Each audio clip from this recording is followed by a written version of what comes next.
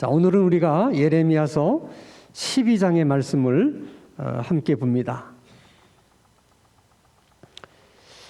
구약성경 1070면 예레미야서 12장 1절에서 마지막 절까지 제가 한 절 읽고 여러분이 한 절 읽고 함께 교독합니다.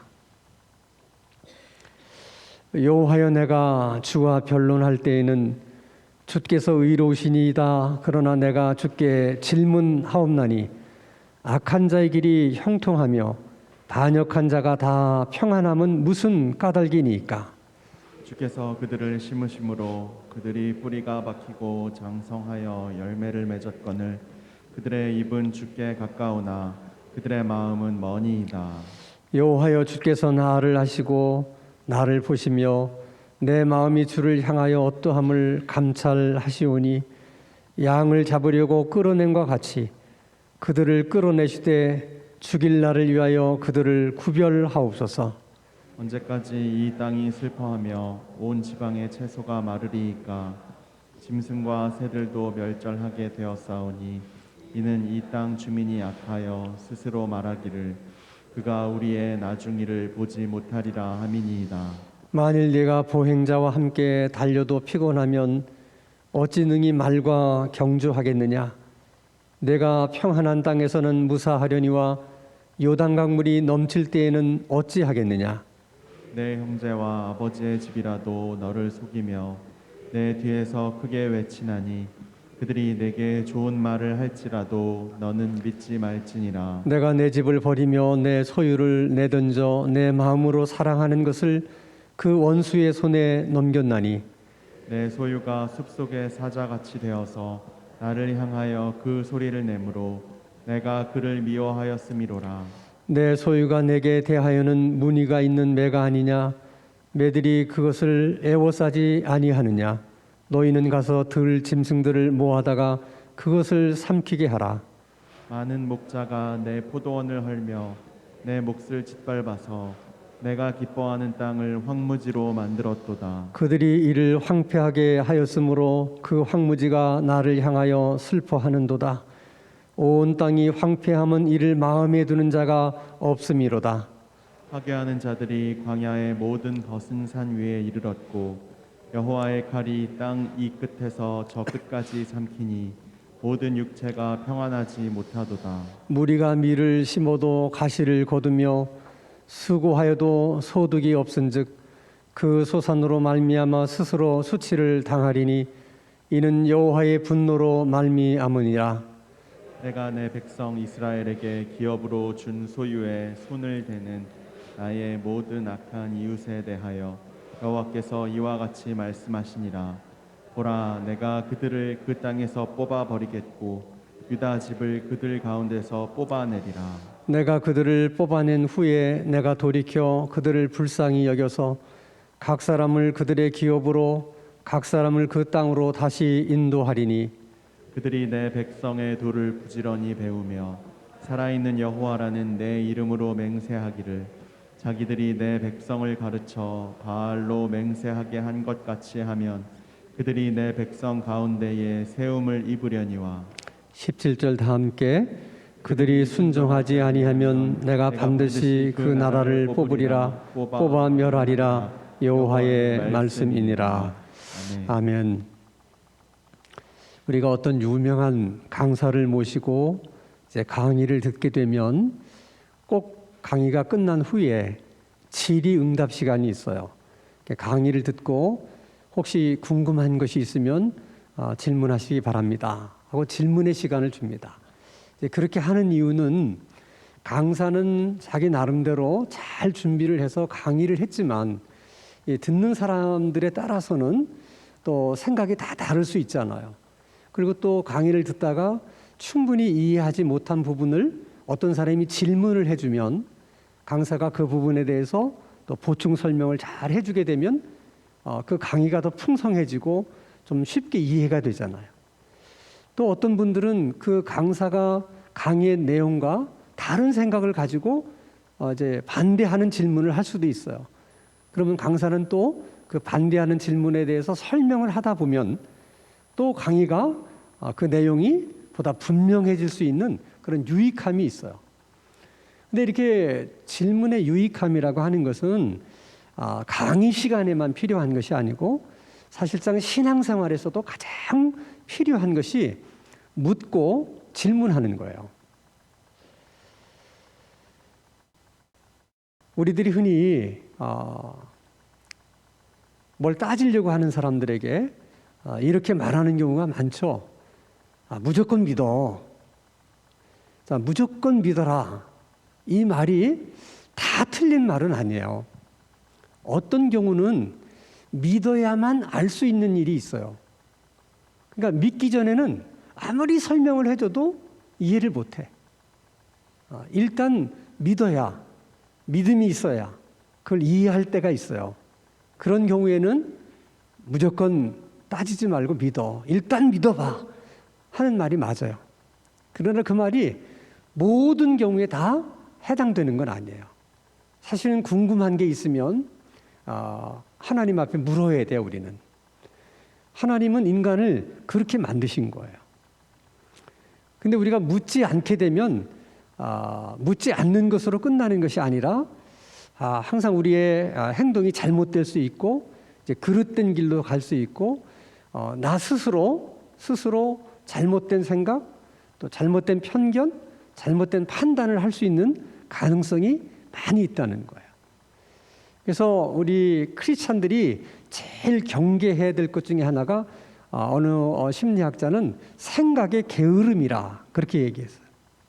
사람들은 생각하기를 싫어한다는 거예요. 왜 생각하기 싫어하느냐? 생각하는 것도 일종의 근육이거든요. 여러분들이 한 번도 걷지 않았던 분이 뭐 1시간을 등산을 한다든지 또 1시간을 뭐 공원을 걷는다든지 그러면 발바닥도 아프고 종단지도 땡기고 다 그러잖아요. 그 이유는 안 쓰던 근육을 썼기 때문에 이렇게 힘든 거거든요. 그러니까 우리들도 늘 생각하는 사람들은 생각의 근육이 많이 발달이 되어 있기 때문에 생각하는 게 힘들질 않아요. 근데 생각을 해보지 않은 사람은 생각하는 것 자체가 너무 힘든 거야.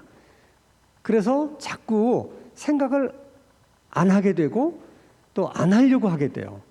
그럼 본인이 생각을 하지 않으면 결국 다른 사람의 생각에 의해서 우리가 따라가게 되고 또 다른 사람의 생각에 따라서 우리가 살게 된다는 거예요. 그래서 하나님께서 인간을 하나님의 형상으로 만드셨을 때 그 하나님의 형상 속에 가장 고귀한 것은 생각할 수 있는 능력을 주셨다는 거예요. 그래서 아담과 이브가 하나님 앞에 범죄하고 타락하게 된 것도 여러 가지로 우리가 설명할 수 있지만은 심리학자들은 그게 아담과 이브의 생각의 게으름 때문이다. 이렇게 해석하는 분이 있어요. 그러니까 마귀가 와서 유혹할 수는 있죠. 그렇게 유혹을 할 때 한 번쯤 이브가 생각을 했더라면 이건 뭐야 도대체? 왜 나한테 이런 질문을 하는 거야? 이런 생각을 한 번이라도 했다면 그렇게 쉽게 선악과를 따먹지 않았을 거라는 거예요. 아무 생각 없이 그냥 마귀가 하는 말을 그냥 듣고 그냥 그 말을 따랐기 때문에 그런 이제 죄를 범했다는 것이죠. 정말 아담과 이브가 생각의 게으름 때문에 범죄했다면 우리들도 생각하지 않으면 그렇게 될 가능성이 많다는 거예요. 생각을 해야 질문을 할 수가 있어요. 우리가 생각을 하지 않게 되면 가장 범하기 쉬운 실수가 뭐냐면 다른 사람이 이렇게 선동을 할 때 아무 생각 없이 그냥 선동에 넘어간다는 거예요. 그 선동이라고 하는 것은 내 생각이 아니거든요. 그 선동하는 사람의 생각이지. 근데 내가 생각을 하지 않기 때문에 선동하는 생각에 그냥 내가 따라가는 거야. 아무 의미도 없이. 그래서 이제 어느 나라가 이제 공산화가 되면 뭐 캄보디아나 베트남도 마찬가지지만 이제 공산주의를 우리가 반대하는 여러 가지 이유가 있는데 공산주의 사람들은 우리 개개인들이 생각하는 걸 아주 싫어해요. 그러니까 백성들이 생각은 필요 없다는 거야. 무슨 생각만 필요하냐? 당이 어떻게 생각하느냐? 그 공산당이 어떻게 생각하느냐, 그 생각만 필요한 것이고 그 생각만 중요한 것이지 인민들의 생각은 하나도 중요하지 않다. 그래서 어느 나라든지 공산화되면 제일 먼저 척결하는 대상이 세 종류가 있어요. 하나는 이제 지주, 우리로 말하면 자본가부터 숙청해요. 두 번째가 종교인이에요. 뭐 교회든 뭐 절이든 종교인들을 숙청함. 세 번째 숙청하는 것이 지식인이에요. 그래서 이제 캄보디아가 이제 공산화됐을 때도 사람들이 이제 처형 대상자를 선정할 때 이 사람이 지식인인지 아닌지를 구별하기가 어렵잖아요. 손을 보자, 손을. 손이 봐서 손이 이렇게 뭐 농사를 지은 사람이라든지 이런 사람들은 여기에 이제 굳은 살도 박히고 손도 좀 거칠고 그러잖아요. 그런 사람들은 지식이 아니라고 생각했는데 손을 보니까 저처럼 이렇게 반질반질한다든지 이러면 요거는 지식인이다 이렇게 생각하고 다 숙청을 했어요. 그래서 캄보디아가 지금 크게 후회하는 것 중에는 뭐가 있냐면 그 생각하는 사람, 그 지식인들을 다 죽이고 나니까 나라를 위해서 일할 사람이 없는 거야. 캄보디아가 지금도 그래서 이렇게 가난한 나라로 사는 이유가 뭐 나라를 위해서 할 수 있는 역량을 가진 일꾼이 없어요. 왜? 다 죽였기 때문에. 그래서 특별히 크리스찬들은 이 아담과 이브도 이게 생각의 게으름 때문에 범죄를 했구나 이런 생각을 하면서 생각하는 일에 게을러서는 안 돼요. 자꾸 생각하고 또 궁금하면 질문하고 목사님에게도 질문하고 특별히 하나님에게도 질문을 해야 돼. 근데 놀라운 사실은 하나님에게 질문하면 하나님이 대답을 하실까요? 안 하실까요? 여러분들은 안 하실 거라고 미리 생각하죠. 근데 하나님께서 의도가 나쁜 질문은 대답하지 않으세요. 때로는 지금 하나님이 대답을 해줘도 내가 다 이해할 수 있는 그런 실력이 안 될 때, 그런 믿음이 없을 때는 그 대답을 미루세요. 그래서 내가 오늘 질문한 것을 10년 후에 어떤 목사님의 설교를 통해서 대답을 들을 때도 있고 어떤 사람과 대화를 통해서 10년 전에 내가 가졌던 의문점이 풀리는 경우가 있어요. 그때 내가 이제 하나님의 그 대답을 들을 수 있는, 이해할 수 있는 역량이 생겼기 때문에 그런 거예요. 그 외에는 다 하나님이 응답을 해주세요. 예를 들어서 여러분 우리가 성경을 읽어보더라도 성경에 주옥 같은 말씀들이 다 질문 가운데서 탄생한 거예요. 예를 들면 제자들이 예수님에게 묻죠. 천국에서는 누가 큰 자입니까? 그런 질문을 할 때 예수님이 어린아이 하나를 데려다가 이 어린아이처럼 스스로를 낮추는 자, 이런 겸손한 자가 천국에서는 큰 자다. 제자들이 그 질문을 안 했더라면 천국에서 정말 누가 큰 자인지 우리가 알 수 있었을까요? 몰랐을까요? 우리는 몰랐을 거라는. 또 요한복음 14장에 예수님이 이렇게 말씀하십니다. 너희는 마음에 근심하지 말라. 하나님을 믿으니 또 나를 믿으라. 그렇지 않았으면 내가 너희에게 일렀으리라. 내가 너희를 위하여 처소를 예비하러 가노니 가서 너희를 위하여 처소를 예비하면 내가 다시 와서 너희를 내게로 영접하여 나 있는 곳에 너희들도 있게 하리라. 내가 가는 길을 너희들은 알리라. 그러니까 도마가 있다가 아니 주님이 어디로 가는지를 모르는데 우리가 어떻게 주님 가시는 길을 알 수 있겠습니까? 그때 예수님이 아주 유명한 말씀하시죠. 내가 곧 길이요 진리요 생명이니 나로 말미암지 않고는 아버지께로 올 자가 없느니라. 그러니까 도마가 그 질문을 안 했더라면 이렇게 주옥 같은 말씀이 나왔겠냐는 거야. 좋은 질문을 해야만 이렇게 좋은 대답을 들을 수가 있다는 거예요. 그것은 우리만 그런 것이 아니라 주님도 마찬가지. 제자들을 보고 예수님 뭐라고 묻습니까? 너희는 나를 누구라 하느냐? 질문을 해요. 그랬더니 베드로가 뭐라고 얘기해? 주는 그리스도요 살아계신 하나님의 아들이십니다. 주님의 그 질문이 없었더라면 베드로의 그런 대답이 있을 수가 없는 거죠. 그래서 좋은 질문을 하게 되면 좋은 대답을 듣게 된다는 거예요. 그래서 여러분들이 기도할 때도 그냥 무엇을 하나님께 간구하고 뭐 이루어 달라고 하는 기도만 하지 말고 기도 속에도 질문하는 기도를 많이 해야 돼요. 질문을. 왜 그런 겁니까, 하나님? 응? 왜라는 얘기를 자꾸 하나님 앞에 물어보세요. 질문하시라. 그 질문하고 하나님이 어떻게 답변하실까를 또 기다려 보세요. 그러면 그 답변을 하나님께서 여러분의 귀에다 대고 음성으로 들려주실 수도 있지만 대부분의 경우에는 이제 목사님의 설교 가운데 하나님이 답을 주세요. 근데 모든 사람이 목사님의 설교를 들었는데 그게 답이라고 들은 사람은 질문한 그 사람 한 사람밖에 없어. 아무도 그것을 그렇게 듣지를 못해. 누구만 그렇게 듣는다? 그렇게 질문했던 사람, 기도할 때 그렇게 질문했던 그 사람만 답으로 들리는 거예요. 그게.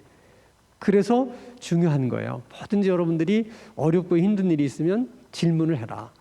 오늘 예레미야 12장은 예레미야가 하나님 앞에 질문했던 아주 중요한 질문의 문제를 다루고 있어요. 자, 오늘 예레미야 12장 1절 말씀을 보면 예레미야의 질문입니다.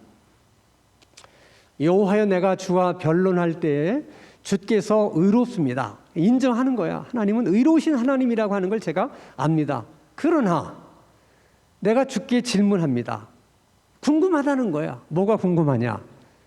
악한 자의 길이 형통하며 반역한 자가 다 평안함은 무슨 까닭입니까? 이것은 여러분 예레미야의 질문뿐만이 아니라 하박국의 질문이기도 하고 다윗의 질문이기도 하고 오늘날 우리들의 질문이기도 해요. 우리 생각에는 악한 자는 다 안 되고 선한 자가 다 잘 돼야 그래야 말하기가 좋잖아요. 자, 이렇게 악하게 살면 저렇게 다 망한다. 그러니까 어떻게 살아라? 선하게 살아야 된다. 이게 얼마나 좋습니까? 또 예수를 안 믿으면 다 저렇게 망하게 되고 예수를 믿으면 다 이렇게 흥하게 되느니라. 그러니까 어떻게 해야 된다? 예수를 믿어야 된다. 논리가 이렇게 되면 너무 편하고 쉬운 거예요. 마음도 편안하고. 그래야지 선하게 살 마음도 생기는 것이고 그래야 예수 믿을 마음도 생기는데 아니 오히려 선한 자는 망하고 악한 자가 흥하면 선해야 될 도대체 이유가 뭐야 도대체. 이런 회의를 갖게 되는 거예요. 안 믿는 사람은 오히려 잘 되는데 믿는 우리는 더 안 된다 그러면 예수 믿는 의미가 뭐냐 도대체. 하나님을 믿는 의미가 뭐냐. 이런 회의를 가질 수 있는 거죠. 그래서 우리가 저런 질문들을 하게 되는 거예요. 또 저런 질문을 하게 되는 또 한 가지 이유는 자, 모든 것이 다 하나님의 장중에 있고 모든 것이 다 하나님의 섭리 속에 있는데 악한 자가 형통한 것도 결국 다 하나님의 섭리 속에서 있는 일이 아닙니까? 그러니까 결국 그 책임을 누구에게 묻고 싶은 거야? 그러니까 하나님께 묻고 싶은 거예요. 우리들은 마음이. 그래서 하나님 앞에서 저런 게 불편한 거예요. 우리 생각대로 다 이렇게 좀 이루어져야 마음이 편안한데 그렇지 않기 때문에 하나님에 대해서 저런 마음이 이제 불편할 수 있다는 거죠. 그러면 왜 예레미야가 갑자기 저런 질문을 하게 됐을까? 그것은 아마도 예레미야 11장 21절의 말씀 때문인 것 같아요. 예레미야 11장 21절 말씀을 보면 여호와께서 아나돗 사람에 대하여 이와 같이 말씀하시되 이 아나돗 사람이라는 것은 예레미야의 고향 사람들이에요. 그러니까 예레미야가 어디 출신이냐? 아나돗 출신입니다. 근데 그 고향 사람들이 예레미야에 대해서 뭐라고 얘기하면 쭉 여러분 읽어보신 그대로예요. 우리 식으로 얘기하면 너는 왜 맨날 우리만 보면 그렇게 불길한 예언을 하냐? 왜 항상 너는 재수 없는 말만 하냐? 앞으로 우리들에게 불길한 그런 말, 재수 없는 말을 하면 가만두지 않겠다. 우리가 그냥 너 아예 죽여버릴지도 모른다. 이런 얘기를 한 거야. 누가? 고향 사람들이. 거기에 예레미야가 엄청 충격을 받은 거예요. 자기는 하나님이 주신 말씀, 하나님이 절하라고 하는 말씀을 전했을 뿐인데 고향 사람들이 저런 식으로 나오니까 너무 힘든 거야. 뭐야 하나님? 응? 지금 그래서 하나님 앞에 지금 질문하는 겁니다. 그러면서 자 예레미야 오늘 2절 말씀 한번 보겠습니다. 자, 주께서 그들을 심으심으로 그들의 뿌리가 박히고 장성하여 열매를 맺었거늘. 이것도 지금 일종의 예레미야의 불평이에요. 주님이 직접 그들을 심으셨기 때문에 그런 거 아닙니까?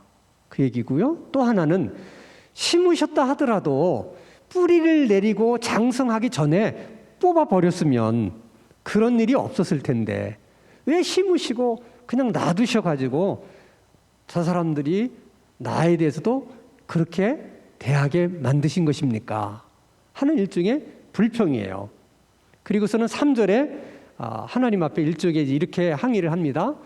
여호와여 주께서 나를 아시고 나를 보시고 내 마음이 주를 향하여 어떠함을 감찰하시오니 하나님은 제가 어떤 사람인지 잘 알지 않습니까? 그러니 양을 잡으려고 끌어낸과 같이 그들을 끌어내시되 죽일 날을 위하여 그들을 구별하옵소서. 우리식으로 얘기하면 그들이 잘못한 겁니까? 제가 잘못한 겁니까?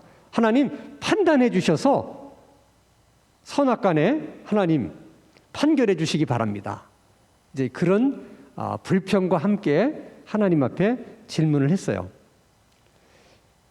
예레미야가 이런 질문을 하나님 앞에 잘한 걸까요? 못한 걸까요? 네?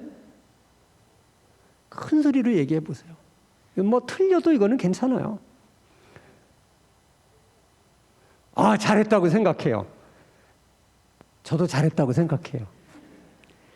하나님 앞에는 어떤 질문도 할 수 있어요. 의도가 잘못된 질문이 아니라면 바리새인과 서기관처럼 어떤 질문도 하나님은 다 받으세요. 그러니까 그런 질문하는 걸 두려워하지 말라는 거예요.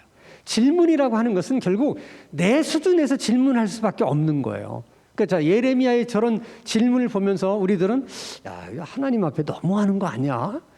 예레미야 선지자 정도 되면 좀 저런 질문은 좀 그렇다. 우리는 그렇게 생각할 수 있잖아요. 근데 하나님은 전혀 그렇게 생각하지 않으세요.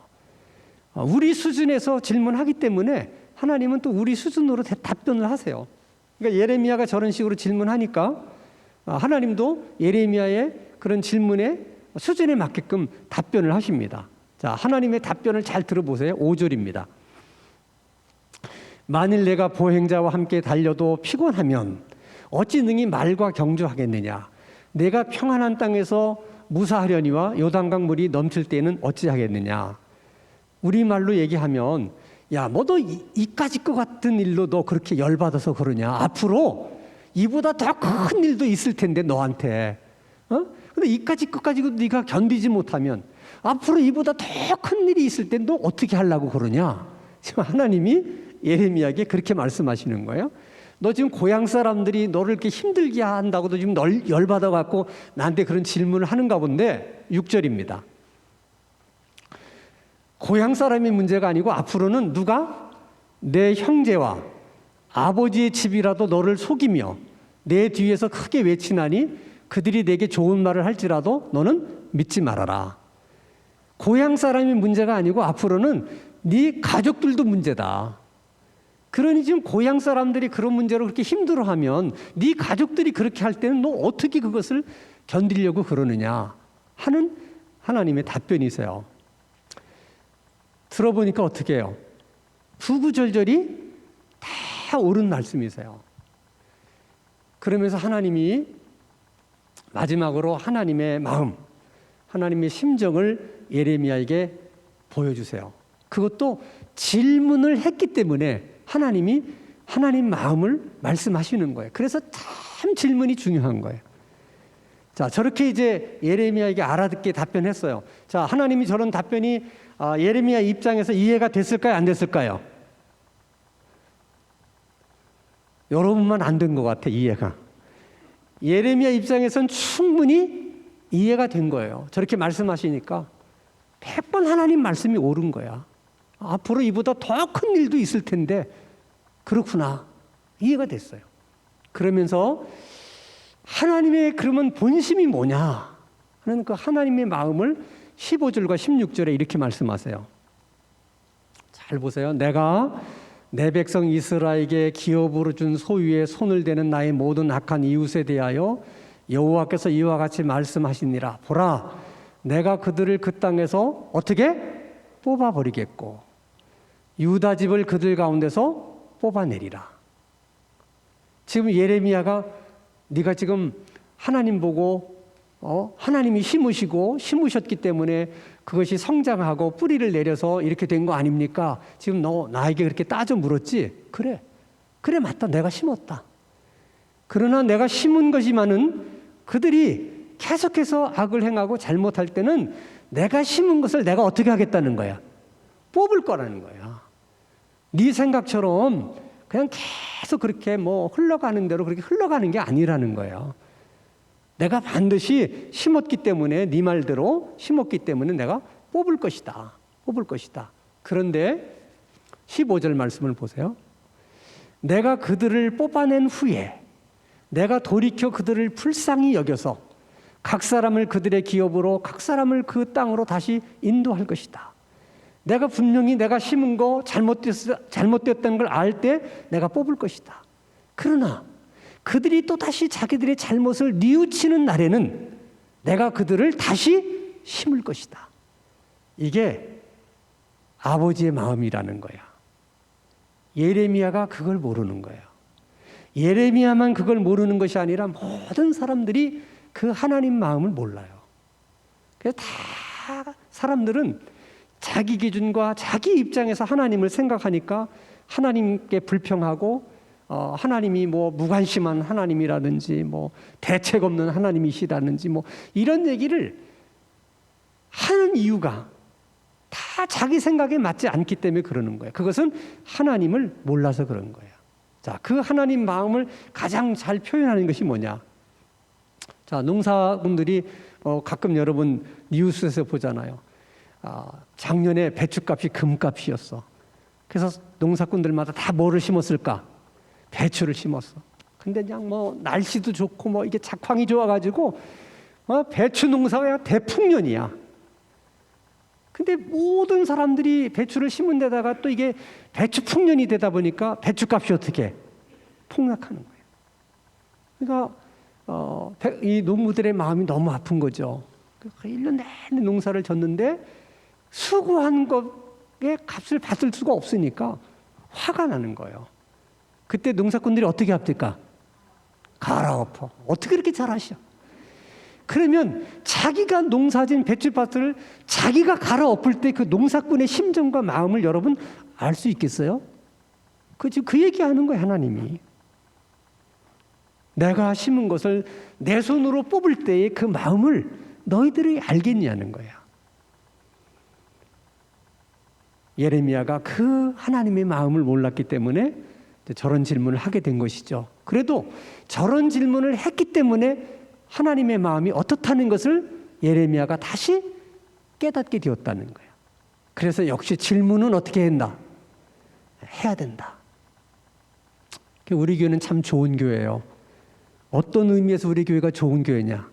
뭐든지 물어보세요. 맞아요. 뭐든지 안 들어가는 게 없어요.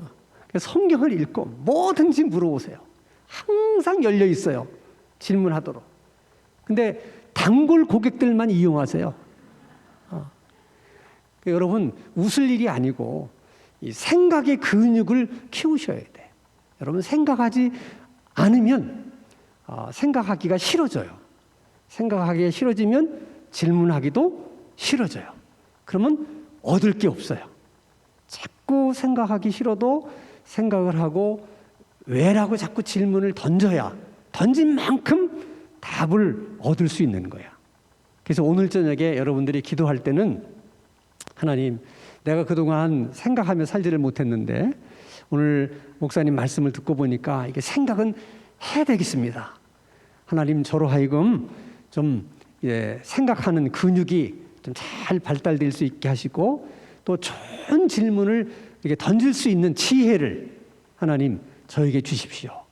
그렇게 기도하셔서 아마 오늘 그렇게 기도하신 분들이 여러 분 계시면 다음 주일부터 무엇이든지 물어보세요. 근한이 많은 사람들로 이렇게 늘어날 줄 믿습니다. 저는 그걸 기도 응답으로 알겠어요. 여러분들이 그렇게 기도하시고 정말 그렇게 기도하면 기도한 대로 응답을 하신다니까. 그렇게 간절히 기도하고 여러분 성경을 읽으면 질문을 하게 돼 있어요. 하나님 그런 은혜를 주실 줄로 믿습니다. 두 번째는 악한 자가 형통한다고 해서 그걸 부러워하지 말고 우리는 그저 우리가 주어진 길을 가기만 하면 돼요. 항상 그런 일로 우리 마음이 흔들리거나 우리 마음이 불안해지지 않도록 하나님 우리 마음 지켜주셔서 그저 우리는 주님이 우리에게 주신 길, 그게 힘들고 어려워도 그 길을 저는 걷겠습니다. 그럴 수 있는 힘을 주시고 은혜를 주시옵소서. 그렇게 오늘 함께 기도할 수 있기를 바랍니다.